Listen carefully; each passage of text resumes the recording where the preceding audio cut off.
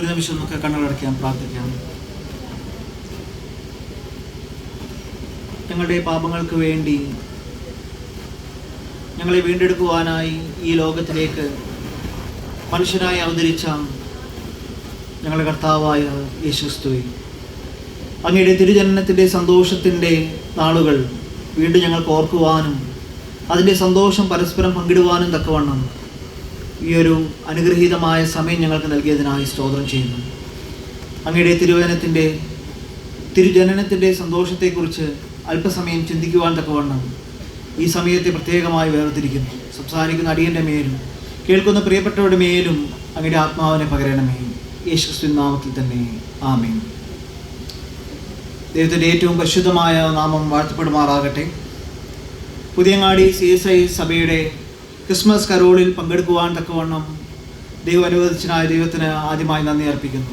ഇന്നത്തെ ഈ പ്രോഗ്രാമിലേക്ക് ക്ഷണിച്ച എൻ്റെ ഏറ്റവും അടുത്ത സുഹൃത്തായ രാജേഷിനോടുള്ള നന്ദിയും രാജേഷിൻ്റെ കുടുംബത്തോടുള്ള നന്ദിയും ഈ സഭയിലെ കമ്മിറ്റി ഭാരവാഹികളോടും മറ്റെല്ലാവരോടുമുള്ള നന്ദിയും പ്രത്യേകം അറിയിക്കുന്നു. കഴിഞ്ഞ കുറേ സമയമായി നാം ഇവിടുത്തെ ഓരോ സംഘടനകളുടെയും പ്രോഗ്രാമുകൾ കണ്ടുകൊണ്ടിരിക്കുകയായിരുന്നു. ക്രിസ്മസിൻ്റെ ഏറ്റവും സന്തോഷകരമായ ഒരു ദിവസം എന്ന് പറയുന്നത് ക്രിസ്മസിനേക്കാളും 23-ാം തീയതി. ഞാൻ കത്തീഡ്രൽ മെമ്പറാണ്. അപ്പോൾ ഏറ്റവും സന്തോഷകരമായ ദിവസം സൺഡേ സ്കൂൾ പരിപാടിയുടെ അന്ന്. കാരണം ഒരുപാട് പരിപാടികൾ ഉണ്ടാകും, അത് കഴിഞ്ഞ് സമ്മാനം ഉണ്ടാകും. സമ്മാനത്തിൻ്റെ ഭാഗത്തേക്കാണ് എപ്പോഴും കുഞ്ഞുങ്ങൾ നോക്കിക്കൊണ്ടിരിക്കുക. എന്താണ് അവരുടെ മനസ്സിലെപ്പോഴും. കത്തീഡ്രലിലൊക്കെ ആകുമ്പോൾ ഒരുപാട് കുട്ടികളുള്ളപ്പോൾ ഞങ്ങളൊക്കെ ഓരോ ഗ്രൂപ്പിനും ഓരോ സമ്മാനമായിരുന്നു. പണ്ടൊക്കെ കൊട്ടയിലായിരുന്നു, പിന്നെ അത് ബിഗ് ഷോപ്പറായി, ഇപ്പോൾ വലിയ വലിയ സമ്മാനങ്ങളാണ്. അപ്പോൾ ഏത് കളറ് ഞങ്ങൾക്ക് കിട്ടും, ഏത് കളറ് സഞ്ചിയാണ് നമുക്ക് കിട്ടുക, അല്ലെങ്കിൽ കൊട്ട നമുക്ക് കിട്ടും, അതിലെന്തൊക്കെയാണ് ആദ്യം കിട്ടുന്ന കുട്ടികളോട് പോയി നോക്കും എന്തൊക്കെ അതിലുണ്ട്. അപ്പോൾ ഏറ്റവും വലിയ ഈ പ്രോഗ്രാമിൻ്റെ ഏറ്റവും ആകർഷണീയമായ ഘടകം എന്ന് പറയുന്നത് ഏറ്റവും അവസാനമുള്ള സമ്മാനമാണ്. അതിനുള്ള ഒരു കാത്തിരിപ്പിലാണ് ഇവിടുത്തെ എല്ലാ കുട്ടികളും. പിന്നീട് ഇവിടുത്തെ സൺഡേ സ്കൂൾ വളരെ സന്തോഷകരമായ ഒരു അവസ്ഥയിലാണ്. കാരണം മഹായിടവകയിൽ ഏറ്റവും നല്ല സൺഡേ സ്കൂളായി തിരഞ്ഞെടുക്കപ്പെടുകയും അതിനുവേണ്ടി പ്രയത്നിച്ച അധ്യാപകരോടും ബഹുമാനപ്പെട്ട ശുശ്രൂഷകരോടുള്ള പ്രത്യേക അഭിനന്ദനങ്ങൾ എൻ്റെ പേരിൽ അറിയിക്കുകയാണ്. മറ്റെല്ലാ പരിപാടികൾ അവതരിപ്പിച്ച എല്ലാ സംഘടനകളോടും പ്രത്യേകം അഭിനന്ദനങ്ങൾ അറിയിക്കുന്നു. നാം ഒരു ക്രിസ്മസിൻ്റെ സന്തോഷം കൂടി പങ്കിടുമ്പോൾ എല്ലാ വർഷവും ഈ വാക്യങ്ങൾ നമ്മൾ കേൾക്കുന്നു, അല്ലെങ്കിൽ നാം വചനത്തിൽ നിന്ന് ശ്രവിക്കുന്നു. എന്താണ് ഈ ഒരു ക്രിസ്മസിൻ്റെ ദിവസം നമ്മുടെ ജീവിതത്തിലൊരു പ്രത്യേകതകൾ നിറയുന്നത്? ഒരു ചെറിയൊരു ചിന്ത മാത്രം, അല്പം ദീർഘിക്കാതെ ഒരു ചെറിയ ചിന്ത. നമ്മുടെ ക്രിസ്തുവിൻ്റെ ജനനത്തിൻ്റെ ഭാഗമായിട്ടുള്ള പ്രധാനപ്പെട്ട 4 വ്യക്തികളുണ്ട്, അല്ലെങ്കിൽ 4 ഭാഗങ്ങളാണ്. ഒന്ന് മറിയ, ഒന്ന് യോസെഫ്, പിന്നീട് ഇടയന്മാർ, ഏറ്റവും അവസാനം വിദ്വാൻമാർ. ഈ 4 പേരുടെയും ജീവിതവുമായി ബന്ധപ്പെട്ട ഒരു ചെറിയ ഒരു ചിന്ത നമുക്ക് ചിന്തിക്കാം. ഇവിടെ ഇന്നത്തെ സാഹചര്യവുമായി ബന്ധപ്പെടുത്തിയാണ് മറിയയുടെ ജീവിതം. മറിയയെ സംബന്ധിച്ച്, മറിയയെക്കുറിച്ച് നാം ആഗമനത്തിൻ്റെ 1-ാം നാളുകളിൽ 1-ാം ഞായറാഴ്ചയൊക്കെ മറിയയുടെ പാട്ടിനെ കുറിച്ചൊക്കെ എല്ലാ വർഷവും ചിന്തിക്കുന്നതാണ്. മറിയയുടെ ഒരു പ്രത്യേകത എന്ന് പറയുന്നത് 14 വയസ്സോളം പ്രായമുള്ള ഒരു മൈനറായ ഒരു പെൺകുട്ടി, ആ കാലഘട്ടത്തിലെ യഹൂദ ഗ്രാമത്തിലെ ഏറ്റവും ഒരു സാധാരണക്കാരിയായ ഒരു പെൺകുട്ടി. ആ ഒരു പെൺകുട്ടിയോട്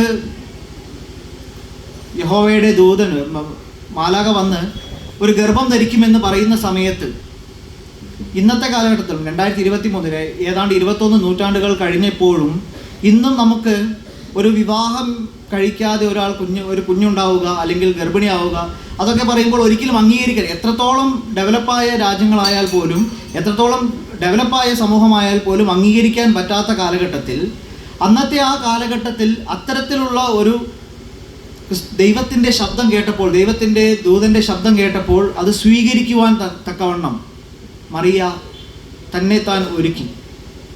ജീവിതത്തിൽ ഒരു റിസ്ക് എടുക്കുവാൻ തയ്യാറായി.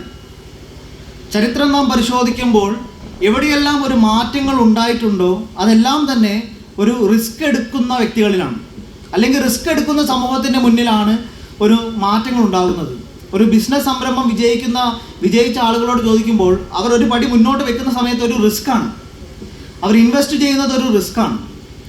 അതുപോലെ സമൂഹത്തിൻ്റെ ഉന്നമനത്തിന് വേണ്ടി ഒരു റിസ്ക് എടുക്കുവാൻ അവിടെ മറിയ വളരെ ബാല്യക്കാരിയായ മറിയ തയ്യാറായി.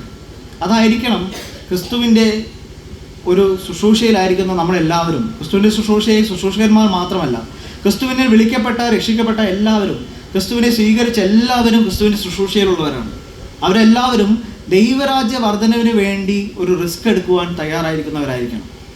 ഇന്ന് സമൂഹം പലപ്പോഴും ഇന്ന് പ്രത്യേകിച്ച് പലസ്തീൻ ഇസ്രായേൽ സംഘർഷങ്ങളുടെയൊക്കെ മധ്യേ അതിനെല്ലാം എങ്ങനെയാണ് ഓരോ ക്രിസ്തീയ വിശ്വാസി നോക്കിക്കാണുന്നത് എന്നുള്ള ഒരു ചിന്തയാണ്.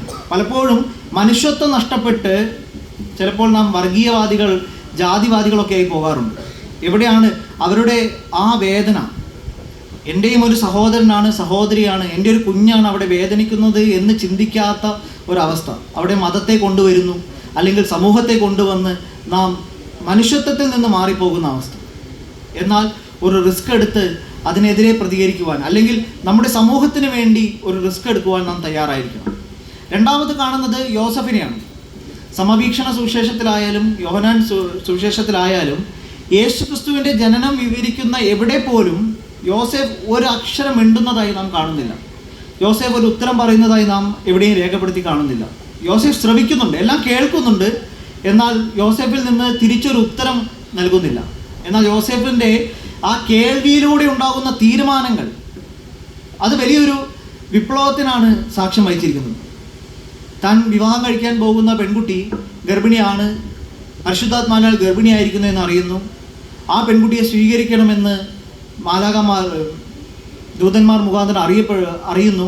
എന്നാൽ അവിടെയെല്ലാം തന്നെ അതിനെ സ്വീകരിക്കുവാൻ, അതിനെ മറുത്തു പറയാതെ സ്വീകരിക്കുകയാണ്. അപ്പോൾ ഒരു മാറ്റത്തിന് എപ്പോഴും നാം ശബ്ദിക്കണം, അല്ലെങ്കിൽ നമ്മുടെ പ്രകടനങ്ങൾ അല്ലെങ്കിൽ നമ്മുടെ അതിനോടുള്ള ഒരു പ്രതികരണം എപ്പോഴും ശബ്ദമേറിയതാകണം, അല്ലെങ്കിൽ വിപ്ലവങ്ങൾ ഉണ്ടാക്കി ഒരു പ്രശ്നബാധിതമാകണം എന്നുള്ളതല്ല.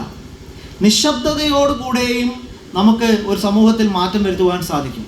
അതാണ് അവിടെ നാം യോസേഫിൻ്റെ ജീവിതത്തിൽ കാണുന്നത്.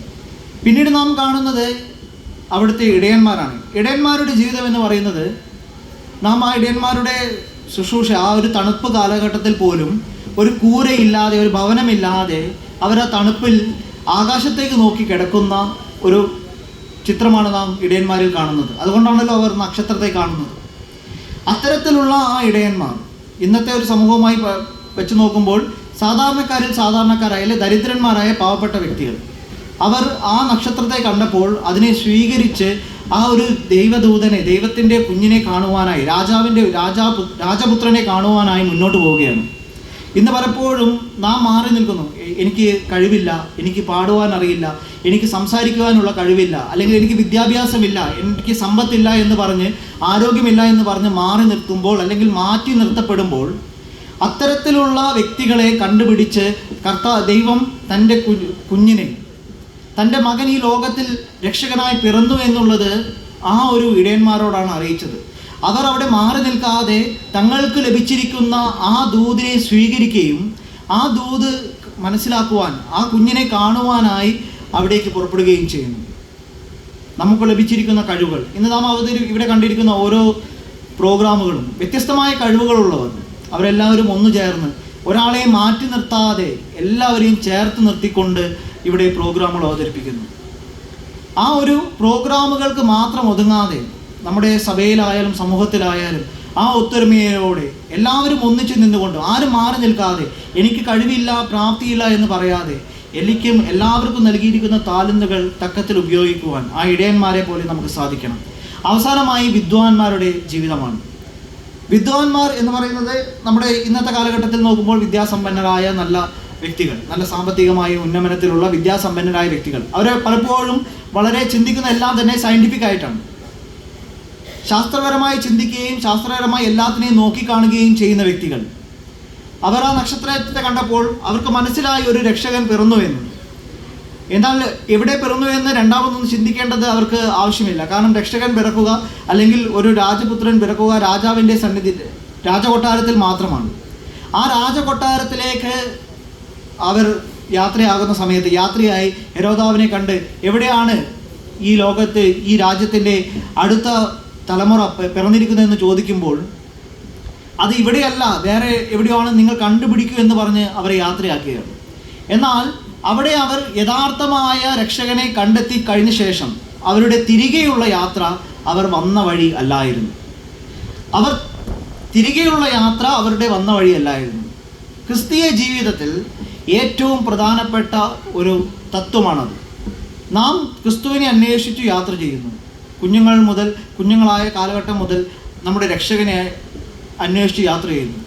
അവിടെ നിന്ന് നാം നമ്മുടെ ക്രിസ്തുവിനെ കണ്ടെത്തുമ്പോൾ, വ്യക്തിപരമായ ക്രിസ്തുവിനെ കണ്ടെത്തുമ്പോൾ, അതൊരിക്കലും ഒരു സമൂഹത്തിൻ്റെയോ സഭയുടെയോ കുടുംബത്തിൻ്റെയോ മാതാപിതാക്കളിൽ നിന്നുമല്ല, വ്യക്തിപരമായി ഞാൻ എൻ്റെ ക്രിസ്തുവിനെ കണ്ടെത്തുമ്പോൾ അതുവരെ ഞാൻ പോയിരുന്ന ആ പാതയിൽ നിന്ന് മാറി തിരികെയുള്ള യാത്ര കർത്താവ് കാണിച്ചു തന്ന പാതയിലായിരിക്കണം. മാറി സഞ്ചരിക്കുവാൻ നമുക്ക് സാധിക്കണം. അത് നമ്മുടെ ചിന്തയിലും പ്രവൃത്തിയിലും എല്ലാ തരത്തിലും നമുക്ക് അത്തരത്തിലുള്ള ഒരു മാറ്റം ആവശ്യമാണ്.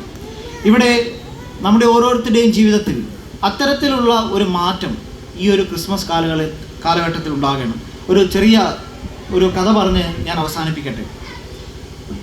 ഒരിക്കൽ ഒരു സാഹിത്യകാരനും ഗാനരചയിതാവും ശുശ്രൂഷകനുമായി പ്രവർത്തിക്കുന്ന ചാൾസ് കിങ്സ്ലി എന്ന വ്യക്തിക്ക് അദ്ദേഹത്തിൻ്റെ സഭയിലെ ഒരു പെൺകുട്ടി ഒരു കത്തെഴുതി, എനിക്കും ഒരു പാട്ട് എഴുതി തരണം, എനിക്ക് പാടുവാനായി നല്ലൊരു പാട്ട് എനിക്ക് എഴുതി തരണം.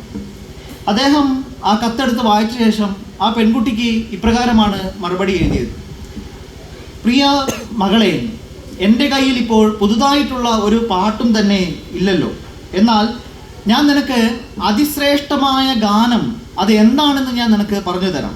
അത് ഇപ്രകാരമാണ്. അത് എന്താണ് പാട്ട്, അതെങ്ങനെയാണ് ആലപിക്കേണ്ടത്, എങ്ങനെയാണെന്നും ഞാൻ പറഞ്ഞു തരാം. ആ പാട്ട്, ഞാൻ ഈ പറയാൻ പോകുന്ന പാട്ട് രാക്കിളികളുടെ പാട്ടിനേക്കാൾ സുന്ദരമേറിയതാണ്. അത് ഷേക്സ്പിയറിൻ്റെ ഗാനങ്ങളെക്കാൾ ശ്രേഷ്ഠമാണ്. അദ്ദേഹം എന്നിട്ട് ആ കുഞ്ഞിന് എഴുതിയത് ഇപ്രകാരമാണ്: നല്ല കുട്ടിയായിരിക്കുക, പകലന്തിയോളം നല്ലത് ചെയ്യുക, ഇതിൻ്റെ ജീവിതം മറ്റുള്ളവർക്ക് മധുരപൂർണ്ണമാക്കുക. ഇതാണ് ആ പാട്ട്. നല്ല കുട്ടിയായിരിക്കുക, പകലന്തിയോളം എല്ലാവർക്കും നല്ലത് ചെയ്യുക, അധ്വാനിക്കുക, പിന്നീട് ഇങ്ങനെ ജീവിതം മധുരിത പൂർണ്ണമാക്കുക. മനുഷ്യായുസ് കൊണ്ട് സാധിക്കേണ്ട ഒരു പൊതു കാര്യം, ക്രിസ്തു നമുക്ക് കാണിച്ചു തന്ന ഒരു പൊതു കാര്യവും ഇത് തന്നെയാണ്. നല്ല വ്യക്തികളായിരിക്കുക, നല്ല കുഞ്ഞുങ്ങളായിരിക്കുക, നല്ല വ്യക്തികളായിരിക്കുക, ജീവിതത്തിൽ അധ്വാനിക്കുക, എന്നിട്ട് സ്വയവും മറ്റുള്ളവർക്കും മധുരപൂർണമായ ഒരു ജീവിത സാഹചര്യം ഒരുക്കി കൊടുക്കുക. പലപ്പോഴും ഇന്ന് നാം ജീവിക്കുവാൻ വ്യഗ്രത ഉള്ളവരാണ്. എല്ലാം നേടിയെടുക്കണം, സമ്പത്തുണ്ടാക്കണം, വിദ്യാഭ്യാസം ഉണ്ടാക്കണം, അല്ലെങ്കിൽ നല്ല ഭവനം ഉണ്ടാക്കണം. എല്ലാം നമ്മിലേക്ക് ഒതുങ്ങുമ്പോൾ ജീവിക്കുവാനുള്ള സാഹചര്യം സ്വയമായിട്ടുണ്ടാക്കുമ്പോൾ ജീവിതം മറ്റുള്ളവർക്ക് ജീവിക്കുവാനുള്ള ഒരു സാഹചര്യം നാം ഉണ്ടാക്കി കൊടുക്കണം. അതായിരിക്കണം ക്രിസ്തുവിൽ വിശ്വസിക്കുന്ന നമ്മുടെ ഓരോരുത്തരുടെയും ജീവിത സന്ദേശം. നമ്മിലൂടെ മറ്റുള്ളവർക്ക് വളരുവാൻ അല്ലെങ്കിൽ മറ്റുള്ളവർക്ക് ജീവിക്കുവാനുള്ള സാഹചര്യം തടസ്സപ്പെടുത്തുന്ന വ്യക്തികളായി നാം ഒരിക്കലും മാറരുത്. നമ്മളിലൂടെ മറ്റുള്ളവർ അനുഗ്രഹിക്കപ്പെടുന്നവരായി മാറണം. അതിനായി ദൈവം ഈ ഒരു പുതിയ ദിനം അല്ലെങ്കിൽ ഒരു പുതിയ ക്രിസ്മസിൻ്റെ ദിനം ഏറ്റവും അനുഗ്രഹീതമായി നമ്മെ ഓരോരുത്തരെയും വഴി നടത്തട്ടെ. നമുക്ക് പ്രാർത്ഥിക്കാം. വചനം ജഡമായി തീർന്നു, അത് മനുഷ്യരായി ഞങ്ങളുടെ ഇടയിലേക്ക് ഇറങ്ങി വന്ന് ഞങ്ങൾക്ക് മാതൃകയും വഴികാട്ടിയുമായി, ഞങ്ങളുടെ പാപങ്ങൾക്ക് പ്രായശ്ചിത്തമായി സ്വർഗരാജ്യത്തിന് അവകാശികളാകുവാൻ തക്കവണ്ണം ഞങ്ങളെ ഓരോരുത്തരെയും പ്രാപ്തരാക്കുവാൻ അങ്ങ് ഞങ്ങളോട് കാണിച്ചിരിക്കുന്ന സ്നേഹത്തിനായി സ്തോത്രം ചെയ്യുന്നു. ഇന്നത്തെ ദിനത്തിൽ ഞങ്ങളോടൊന്നിച്ച് അങ്ങയുടെ സാന്നിധ്യം അനുഭവിച്ചറിയുവാൻ തക്കവണ്ണം ഞങ്ങളേവരെയും അങ്ങ് അനുഗ്രഹിച്ചിരിക്കുകയാൽ സ്തോത്രം. ഇന്നത്തെ എല്ലാ പ്രോഗ്രാമിൻ്റെ മേലും അങ്ങയുടെ കൃപ ചൊരിഞ്ഞതിനായി സ്തോത്രം. നല്ല കാലാവസ്ഥയെ ഞങ്ങൾക്ക് അനുഗ്രഹിച്ച് നൽകിയതിനായി സ്തോത്രം ചെയ്യുന്നു. പരിശുദ്ധനായ ദൈവമേ, ഞങ്ങളുടെ തലമുറയെ തിരുക്കരങ്ങളിൽ സമർപ്പിച്ച് പ്രാർത്ഥിക്കുന്നു. സൺഡേ സ്കൂളിലൂടെ ലഭ്യമായിരിക്കുന്ന അവരുടെ അറിവുകൾ, അവർ നേടിയെടുത്തിരിക്കുന്ന ദൈവിക ജ്ഞാനം അവരിൽ ഒരു മാറ്റമുണ്ടാക്കുവാൻ സഭയ്ക്കും മഹായിടവയ്ക്കും സമൂഹത്തിനും ഏറ്റവും അനുഗ്രഹമായിരിക്കാൻ തക്കവണ്ണം ഇടയാക്കണമെന്ന് പ്രാർത്ഥിക്കുന്നു. ഈ രാത്രി കർത്താവേ, അങ്ങയുടെ കരുണയും കാവലും ഞങ്ങളോട് കൂടിയിരിക്കണമേ. യേശുക്രിസ്തുവിൻ നാമത്തിൽ തന്നെ ആമേൻ.